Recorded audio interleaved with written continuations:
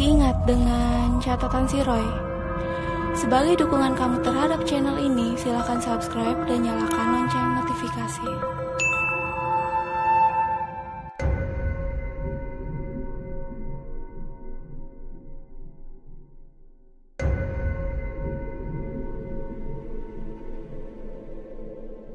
Hai, kali ini aku akan melanjutkan segmen CSR katanya tentang mimpi ditiduri oleh lawan jenis.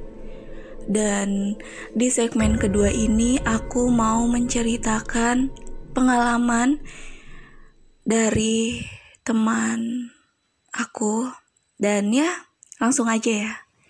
Yang pertama itu pengalaman dari, kita panggil saja namanya Yudi. Ya, Yudi aja deh panggilnya. Ya udah, kalau gitu langsung aja deh. Jadi waktu itu aku kan punya teman namanya Yudi. Terus pernah lah di masa-masa yang aku tuh emang lagi deket banget sama si Yudi ini, karena ya namanya teman lah ya. Kalau lagi ada masalah pasti ya jadi deket banget, karena curhat terus kan kerjaannya. Kayak kalau ada apa-apa, ada kegelisahan dan lain-lain, pasti curhat dan ceritanya tuh sama dia, karena ya emang nyambung aja gitu. Begitupun Yudi juga kalau ada masalah ya curhatnya ke aku gitu. Sampai akhirnya kita sering ngobrol, sering telepon dan lain-lain, curhat cerita-cerita tentang masalah aku, dan juga Yudi pun cerita tentang masalah dia. Tapi kok makin kesini gitu. Setiap kali nelpon Yudi kan kadang entah itu siang, kadang juga malam, kok terdengar ada suara perempuan. Terus aku tuh pernah nanya lah pas lagi telepon malam-malam gitu sama Yudi, Yudi, di kamar lu ada perempuan ya? Terus Yudi bilang, enggak ada kok. Emang kenapa? Tapi serius, itu kayak ada suara perempuan loh. Terus dia bilang, enggak ada perempuan beneran. Akhirnya ya udah deh, kita nggak lanjut bahas. Terus juga pernah di siang atau sore hari kita telepon. Dia telepon aku tuh di balkon kamarnya dia. Dia lagi duduk-duduk sore-sore sambil ngerokok gitu di balkon sambil teleponan. Terus ya biasalah, terdengar lagi suara perempuan yang ngomong, tapi kayak ketawa-ketawa gitu perempuannya di deket Yudi. Jadi suaranya itu nggak terlalu jauh lah. Terus aku nanya lagi, Yudi, di situ lagi ada temen lu ya? Terus Yudi bilang, nggak ada, gue sendirian kok. Tapi serius, di situ aku denger ada suara perempuan lagi ketawa.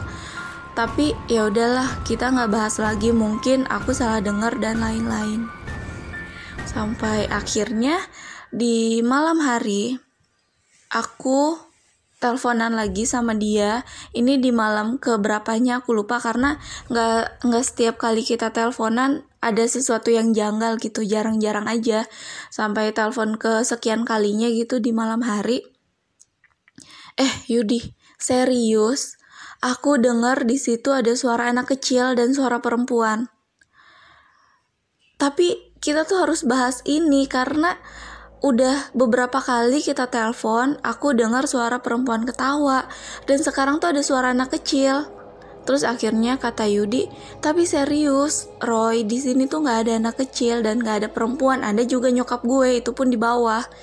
Jadi kamarnya Yudi ini tuh di lantai 2. Terus akhirnya ya udah deh, lu foto ya, aku bilang gitu. Terus akhirnya Yudi foto, dia foto balkon yang ada di kamarnya, karena pas malam itu tuh dia telepon sambil keadaannya tuh pintu kamar dibuka dan dia duduk di pintu kamar itu karena dia sambil ngerokok, jadi dia mengarah ke balkon.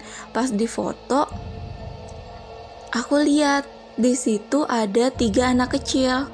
Terus aku bilang kan, Yudi, lu bohong nih sama gue. Itu ada keponakan lu 3 anak kecil di balkon. Lu lagi main ya sama keponakan lu? Terus Yudi bilang, serius 3? Terus aku bilang, iya 3, itu keponakan lu kan? Terus Yudi bilang waktu dia foto itu nggak ada siapa-siapa, nggak ada anak kecil juga, dan dia kaget ketika aku bilang di situ ada 3 anak kecil. Karena sebelumnya Yudi bilang dia pernah ketiduran di salah satu kursi di rumahnya. Aku lupa kursinya itu di lantai 1 atau di lantai 2. Jadi dia ketiduran di sofa gitu. Terus pas tidur di sofa itu dia mimpi, dia tuh pokoknya mimpi digangguin dan dikelilingi sama anak kecil, yaitu 3 anak kecil. Dan dia bilang itu mimpinya serem banget. Cuman aku lupa detail mimpinya kayak apa. Dia bilang dia mimpi kayak dikelilingi gitu dia di sofa sama 3 anak kecil, dan kejadiannya tuh horor banget. Dan Yudi kaget banget pas aku bilang aku ngeliat 3 anak kecil di foto itu. Sayangnya foto itu gak aku simpan. Coba aku simpan, mungkin aku bisa share ke kalian. Terus akhirnya ya Yudi kaget, ternyata benar gitu. Yang aku lihat 3 anak kecil di balkon itu sama persis yang dia mimpiin 3 anak kecil, dan dia tuh belum pernah cerita soal mimpi dia itu ke aku sebelum aku bilang ada 3 anak kecil di balkon. Dan ya udahlah, akhirnya kita nggak bahas lagi. Selang beberapa minggu mungkin ya, video call lah sama Yudi. Waktu itu video call malam-malam. Dan di malam itu juga Yudi video call ya seperti biasa, dia sambil ngerokok gitu, pintu kamar ke arah balkonnya dibuka. Terus kan di balkonnya itu tuh ada toren lah, ada toren. Terus pas lagi video call aku bilang, Yudi, lihat deh, di toren ada perempuan yang lagi duduk di atas toren. Terus Yudi bilang, serius lu? Iya serius, coba deh lu lihat. Tapi Yudi lihat katanya nggak ada apa-apa di toren. Cuman dia dengar suara anak ayam. Tahu kan suara anak ayam yang kayak, ya pokoknya kayak suara anak ayam gitu, samar-samar dari toren. Dan dia langsung merinding, dia langsung tutup pintu kamarnya yang mengarah ke toren. Terus akhirnya yaudah kita selesai teleponan. Habis itu karena aku intens banget komunikasi sama Yudi, karena waktu itu ya aku juga lagi banyak masalah, Yudi juga lagi banyak masalah. Kita jadi intens banget buat cerita gitu, buat komunikasi. Dan aku mulai diganggu. Awalnya itu aku dimimpiin oleh seorang perempuannya cantik banget. Aku lupa perempuan ini pakai baju warna apa, karena kejadiannya tuh udah lumayan juga ya, lumayan agak lama. Jadi aku lupa jelasnya si perempuan ini pakai baju warna apa. Tapi perempuan ini cantik banget. Dia datang menghampiri aku pas lagi di mimpi itu. Terus tiba-tiba pas deket aku dia marah. Ekspresi wajahnya itu marah, dan dia langsung teriak tepat di depan mukaku. Di mimpi itu dia teriak dan dia bilang, jangan ambil punya saya. Terus dia ngilang. Aku awalnya gak notice maksud mimpi itu tuh apa gitu, kok dia bilang jangan ambil punya saya. Tapi ya udahlah, aku gak gubris, mungkin itu cuman mimpi, ya bunga tidur lah. Terus abis mimpi itu ya aku tetap komunikasi sama Yudi intens. Terus akhirnya setelah beberapa minggu dari mimpi itu, aku lagi nyapu, lagi ngepel gitu malam-malam. Pas banget lagi ngepel di bagian luar, ada yang ngetawain aku gitu. Terus pas aku lihat ternyata yang ketawa itu ada di atas genteng rumahku, tapi kakinya itu lagi di bawah. Ya pokoknya kayak lagi, kakinya apa ya bahasa Indonesianya, pokoknya dia kayak lagi duduk gitu, tapi kakinya menjuntai ke bawah, sedangkan dia duduk di genteng rumah. Terus pas aku nengok, dia tuh lagi kayak lagi ngusap-ngusap rambutnya gitu, kepalanya miring ke kanan, miring ke kiri. Aku masih diam berdiri karena aku takut dan lemas gitu, nggak bisa langsung lari. Dia lagi senyum, kepalanya miring ke kanan, miring ke kiri. Terus tiba-tiba dia ngomong lagi. Dia bilang, "Jangan ambil punya saya." Abis itu dia langsung menghilang. Dan aku belum notice dan belum ngerti maksudnya tuh apa. Yang pertama di mimpi dia bilang jangan ambil punya saya. Yang kedua itu pas aku lagi nyapu lagi ngepel, dia bilang jangan ambil punya saya. Terus setelah itu aku mulai ceritalah sama Yudi. Yudi, gue ngeri deh. Terus Yudi nanya, ngeri kenapa Roy? Terus aku ceritalah, iya gue ngeri, gue waktu itu dimimpiin sama sosok yang gue gak tahu maksud dia tuh apa. Dia bilang ke gue di mimpi itu jangan ambil punya saya. Terus selang beberapa minggu gue lagi nyapu, lagi ngepel, gue ngeliat sosok yang sama tapi ini dengan keadaan wujud yang lebih serem dari di mimpi. Dan dia bilang jangan ambil punya saya. Tapi gue gak ngerti apa ya maksudnya. Terus Yudi juga bilang ya udahlah Roy, nggak usah dipikirin. Ya udah nggak dipikirin dan nggak dibahas lagi. Sampai akhirnya pada saat aku teleponan sama Yudi di malam hari, aku dengar suara di balik telepon Yudi. Itu ada yang ngomong lagi, jangan ambil punya saya. Terus abis itu aku notice dong, Yudi, lu yakin di kamar lu gak ada siapa-siapa? Terus Yudi bilang, iya di kamar gue tuh gak ada siapa-siapa, emang kenapa? Terus aku bilang, barusan ada yang teriak di kamar lu, dan itu tuh bilang, jangan ambil punya saya. Kenapa? Ini tuh kayak di mimpi dan kayak waktu itu yang gue lihat sosok itu. Terus Yudi ceritalah. Dia bilang gak tahu ya Roy, gue gak tahu kalau ini tuh ada kaitannya gak sama mimpi lo. Tapi gue tuh diceritakan lah sama nyokap gue. Kebetulan nyokap gue lumayan peka lah sama hal-hal mistis. Terus pada saat itu nyokap gue bilang lah, Kak,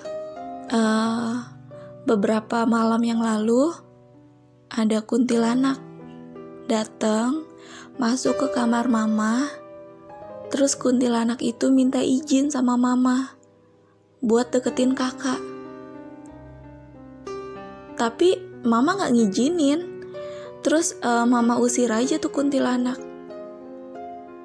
Di situ aku baru notice maksud dari kuntilanak yang masuk ke mimpi aku, kuntilanak yang duduk di genteng rumahku, dan suara perempuan yang selalu tertawa di saat aku telepon sama Yudi. Yaitu ternyata si kuntilanak yang datang ke kamar mamahnya yang izin untuk deketin anaknya.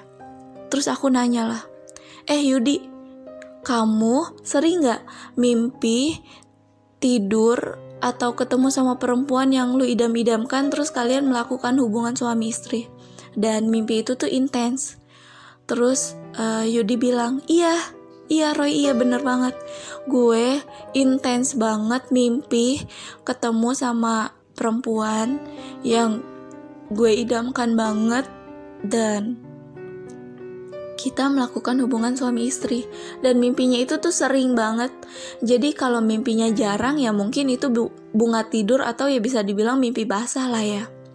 Tapi kalau mimpinya intens, itu kita patut waspada karena bisa jadi karena emang ada makhluk yang suka sama kita dan interaksinya itu melalui mimpi. Terus aku mulai menggali lah ke Yudi. Yudi, terus hubungan lu gimana, hubungan asmara lu? Karena kan Yudi ini tuh sudah dibilang ya, bisa dibilang dia udah dewasa, tapi dia jomblo dan dia tuh belum menikah gitu. Padahal usianya tuh sudah sebagai laki-laki, usianya tuh sudah pas untuk menikah atau untuk berkeluarga. Terus Yudi bilang, iya Roy, Jadi gue itu sering banget udah berhubungan lah gitu, udah punya hubungan sama perempuan, tapi endingnya tuh selalu putus, selalu gagal. Padahal udah serius, tapi endingnya tuh pasti gagal. Atau gue lagi deketin perempuan, udah deket, udah serius, kita sering teleponan dan lain-lain, pasti gagal. Dan menurut aku, mungkin gagalnya hubungan Yudi itu karena sosok ini, sosok yang memang suka sama Yudi. Terus Yudi juga mulai terbuka lah, dia bilang, oh ya Roy, ngomong-ngomong gue tuh sering banget ya laki-laki lah ya, laki-laki kalau lagi horny gitu, main sendiri kan pakai tangan. Maaf ya kalau pembahasan kali ini agak dewasa banget, tapi ya emang kenyataannya itu. Jadi aku mau menceritakan senyata-nyatanya, walaupun sebagian aku nggak ceritain lah.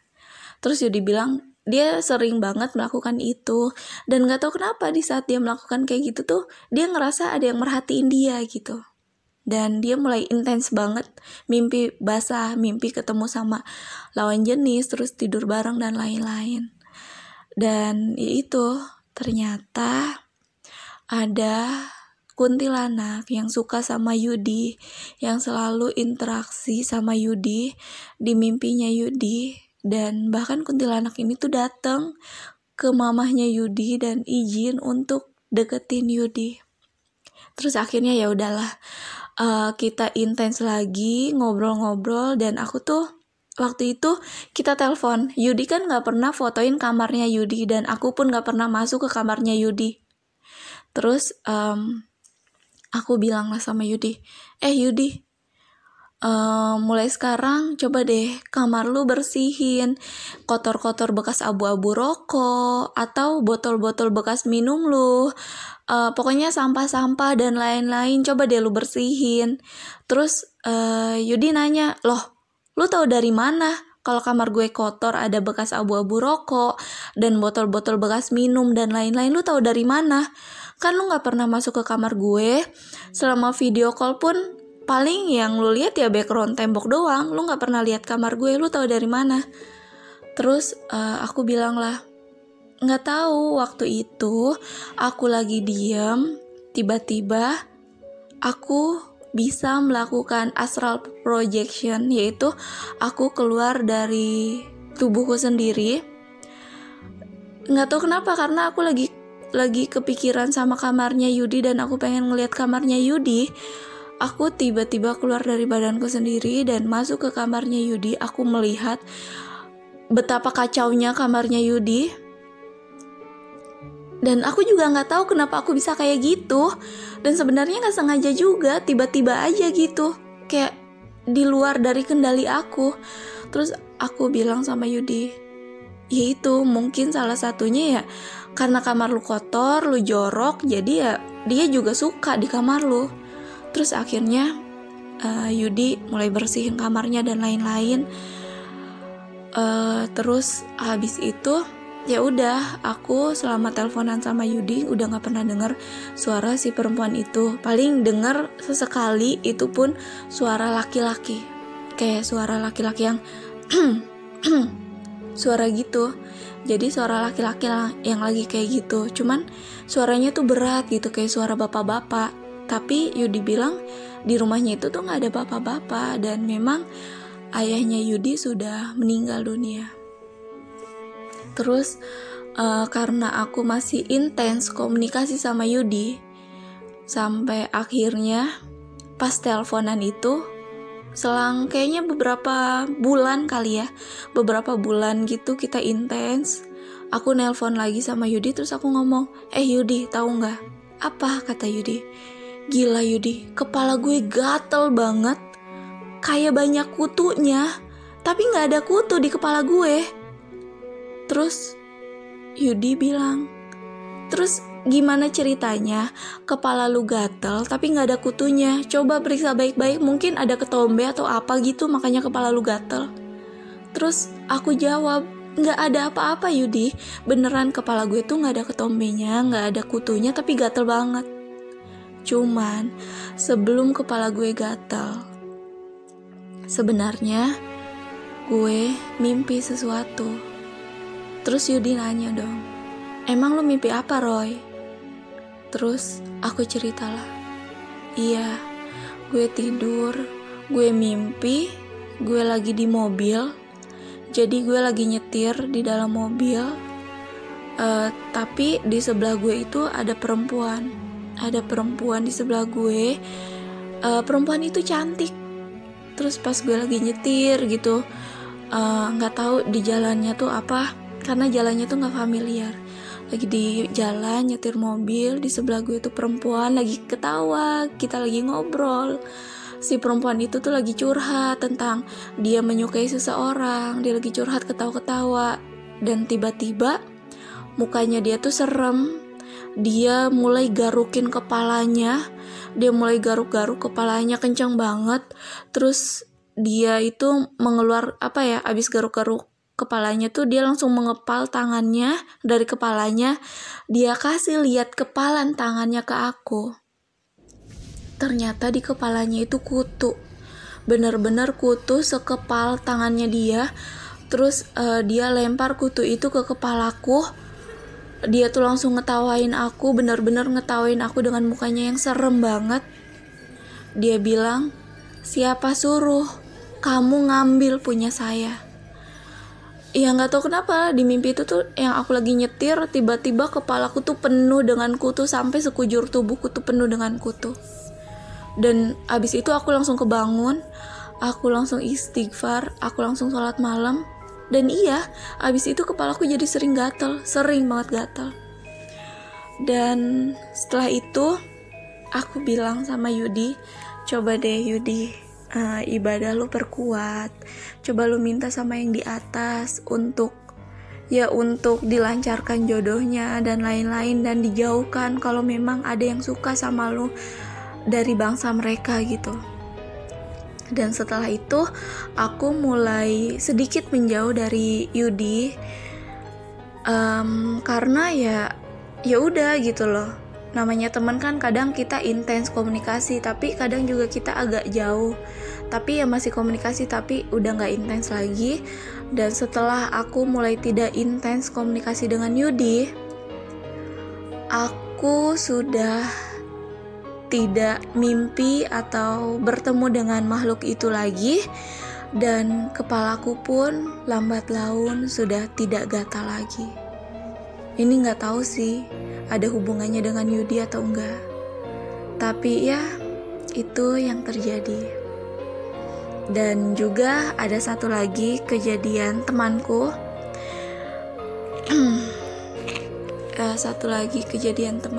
Kita panggil saja namanya Dito, karena aku nggak mungkin nyebut nama aslinya dia. Nanti aku bisa diomelin. Yaudah, kita panggil aja Dito ya. Jadi Dito ini berceritalah, dia itu waktu itu dia pindah kerja di salah satu daerah yang masih di Jawa Barat lah. Dia pindah kerja di daerah Jawa Barat, terus dia juga tinggal di salah satu kosan yang kosannya itu tuh gede. Jadi dia ngekos bareng-bareng sama temennya, sama temen kerjanya itu dia ngekos bareng, patungan lah gitu, patungan ngontrak satu rumah yang lumayan gede.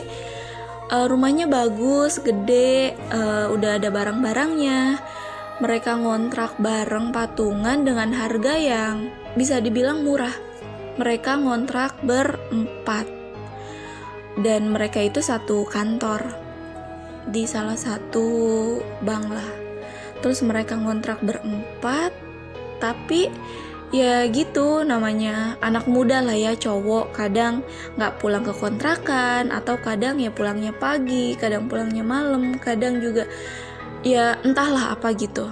Jadi si Dito ini dia sering banget lah berada di rumah sendiri, karena ya Dito emang dia tipe orang yang gak terlalu suka pergi-pergi keluar lah. Dia lebih suka kayak di rumah, pulang kerja dia lebih suka di rumah, paling ya dia keluar sebentar ketemu pacarnya, terus dia di rumah lagi, kayak gitu-gitu deh. Dan dia tuh cerita, pada suatu hari dia video call lah, siang-siang lagi libur.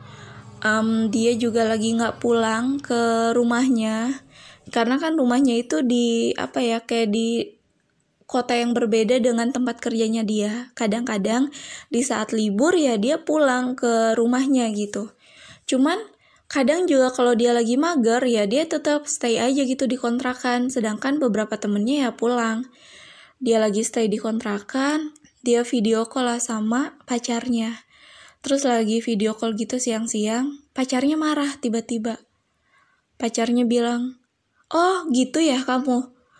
Mentang-mentang nggak ketemu sama aku, jadi kamu masukin perempuan ke kontrakan. Mentang-mentang di kontrakan, temen-temen kamu lagi nggak di situ, jadi kamu bawa perempuan ke kontrakan." Terus si Dito ini bingung. Dia bilang, "Perempuan siapa? Aku loh di sini sendirian. Aku nggak pernah bawa perempuan ke sini." Terus pacarnya marah, dia langsung matiin telepon. Terus akhirnya ya Dito takut dong, dia takut pacarnya marah, dia berusaha untuk menjelaskan pacarnya melalui chat. Terus pacarnya tuh bilang, waktu video call, karena kan video callnya itu emang kameranya agak jauh ya, nggak benar-benar ngezoom ke mukanya si Dito ini. Jadi pacarnya itu melihat di belakang Dito, ya jaraknya nggak terlalu deket sama Dito sih, agak jauh. Itu si pacarnya Dito ini melihat ada perempuan memakai dress berwarna merah, lagi aktivitas aja gitu, lagi mundar-mandir jalan. Perempuan cantik lagi jalan mundar-mandir gitu di belakangnya Dito memakai dress warna merah. Terus ya akhirnya Dito takut dong, karena emang di situ tuh nggak ada siapa-siapa. Karena dia takut ya dia akhirnya memutuskan untuk pergi jalan ketemu sama pacarnya, menghabiskan waktu di luar kontrakan lah sama pacarnya, karena ya dia mulai takut gitulah. Terus juga Dito cerita pada suatu hari gitu dia libur, dia pulang lah ke rumah orang tuanya. Pas dia pulang ke rumah orang tuanya, kan dia pulang naik motor gitu, jadi hari Jumat sore itu dia pulang kantor, dia pulang ke kontrakan, dia mandi, dia ganti baju, dia langsung sore itu juga menuju ke kota tempat orang tuanya. Jadi ya malam di jalan lah. Pas di jalan menuju ke rumahnya, pas masuk ke komplek menuju ke arah rumahnya itu kan banyak pohon. Terus dia tuh nggak sengaja ngelihat ke spion motornya. Ternyata di situ terlihat ada sekelebat gitu deh kain berwarna merah terbang mengikuti motornya dia. Cuman ya udahlah, Dito nggak mau terlalu notice atau terlalu mikirin kain terbang berwarna merah itu. Terus akhirnya juga Dito juga cerita lah kalau pacarnya itu sering banget bermimpi ditemui sosok perempuan yang serem banget memakai baju berwarna merah, marah-marah dan nyuruh si perempuan ini untuk menjauhi Dito. Cuman ya udah, Dito juga bilang ke pacarnya, mungkin itu memang mimpi buruk aja kali. Kamu tidur lupa baca doa, atau mungkin kamu sebelumnya lewat mana gitu terus ada yang ngikutin kamu. Cuman ya udahlah, nggak terlalu dibahas lagi sama pacarnya. Dan Dito juga cerita dia sering banget tidur gitu terus mimpi bertemu dengan perempuan yang cantik banget. Tapi definisi cantiknya itu dia juga bingung ceritanya, karena menurut dia perempuan ini tuh cantik yang di mimpinya dia, tapi mukanya juga ngeblur. Mukanya tuh nggak terlihat jelas, tapi menurut dia cantik, tapi nggak jelas mukanya, kelihatannya tuh nggak jelas. Dan selalu setiap malam itu mimpi didatengin perempuan itu, dan selalu mimpi basah, dan ya mimpi itu tuh seperti nyata gitu. Terus akhirnya ya udah dia mulai nyari tahu kenapa nih, tapi dia nggak dapet jawaban dari mimpinya itu. Sampai akhirnya dia nongkrong lah sama teman-teman dia. Terus ada salah satu teman dia yang indigo. Terus dia bilang, Dito, kalau nongkrong jangan bawa pacar lu dong. Terus Dito bilang, pacar gue siapa? Orang gue kesini sendirian kok. Terus temennya Dito tuh bilang, itu tuh di belakang lu, ada yang suka sama lu. Terus Dito nanya dong, siapa yang suka sama gue? Itu kuntilanak merah dari kontrakan lu, suka sama lu sampai ngikutin ke sini. Terus Dito mulai merinding dong karena dia ngerasa ada sangkut pautnya nih dari video call sama pacarnya, dari mimpinya, dari yang dia pulang diikutin sosok itu. Terus juga dia mulai nanya-nanya lah sama temennya gimana caranya buat dijauhin dan lain-lain. Terus akhirnya Dito selama ngalamin itu dia cerita juga sama aku, Roy, gue ngalamin gini nih, gimana ya? Kayak gitu-gitu deh, biasa diskusi teman lah. Terus akhirnya Dito mulai agak takut nih. Mulai agak takut karena mimpinya itu makin intens dan si sosok ini tuh mulai ganggu terus sama pacarnya. Dan aku waktu itu sempatlah mau nolongin Dito.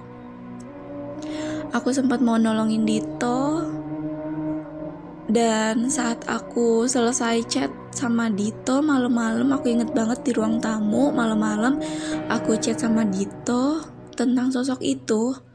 Aku kan bilang, Dito, kayaknya lu harus mulai kuatin ibadah lu, yang rajin ngajinya dan lain-lain, karena sosok ini tuh gak secantik apa yang lu lihat, Dito. Sumpah, sosok ini tidak secantik apa yang kamu lihat. Karena sebenarnya sosok ini tuh jelek banget, serem banget, dan mungkin kalau lu ngelihat muka aslinya lu gak akan mau. Karena kan selama ini Dito cerita sama aku kalau Dito ini kadang-kadang dia mulai melihat sosok ini. Tapi yang Dito lihat, sosok ini tuh sosok perempuan cantik yang memakai dress berwarna merah. Tapi yang aku lihat, karena Dito beberapa kali ngirim foto spot-spot di mana si sosok ini tuh Dito lihat gitu. Di kamar mandi, di pojokan dapur, dan di pojokan dekat pintu di ruang tamu. Terus aku bilang, Dito, itu serem banget. Lu tahu nggak, sosok perempuan ini tuh dia bisa menawarkan kekayaan sama lu. Ya dengan cara lu cukup tidur aja sama dia bisa bantu lu mewujudkan apa yang lu inginkan. Tapi ya konsekuensinya lu cuma boleh sama dia. Lu gak akan pernah berhasil ataupun lu gak akan bisa punya hubungan sama perempuan tuh gak akan bisa. Pasti bakalan digangguin terus lah sama dia karena dia posesif. Dia cuma mau lu sama dia. Terus setelah aku ngasih tahu banyak hal yang aku gak bisa ceritain di sini, aku kasih tahu banyak hal ke terus akhirnya ya udah, setelah aku ngasih tahu Dito, tiba-tiba sosok ini datang dong. Dia datang, dia nembus dari jendela luar masuk ke ruang tamu. Dia berdiri di depanku. Dia bilang, jangan pernah ikut campur. Terus habis itu dia hilang. Dan pas dia datang, gila, serem banget, bener-bener serem banget. Sampai aku gak bisa berkata apa-apa. Terus habis itu besok-besoknya lagi setiap kali Dito nanya ke aku tentang gangguan sosok ini, aku selalu bilang, Dito, mending lu datang ke Ustadz, minta tolong, jangan ke gue. Karena gue didatengin dia dan dia tuh marah-marah dan gue tuh takut. Lu kan tahu gue tuh nggak bisa apa-apa. Lu tahu gue juga nggak punya backupan tentang apapun itu untuk jagain gue dari hal-hal yang tak kasat mata ini. Jadi sorry, gue nggak bisa bantu apa-apa. Ya udah, terus akhirnya yang gue dengar sih Dito tuh diskusi lah sama orang yang mengerti tentang hal itu. Dan ya udah, akhirnya sekarang udah mulai kondusif lah di kontrakannya dia ini. Dan ya, sampai di situ aja ceritaku Terima kasih banyak sudah mampir di YouTube channel Catatan Si Roy.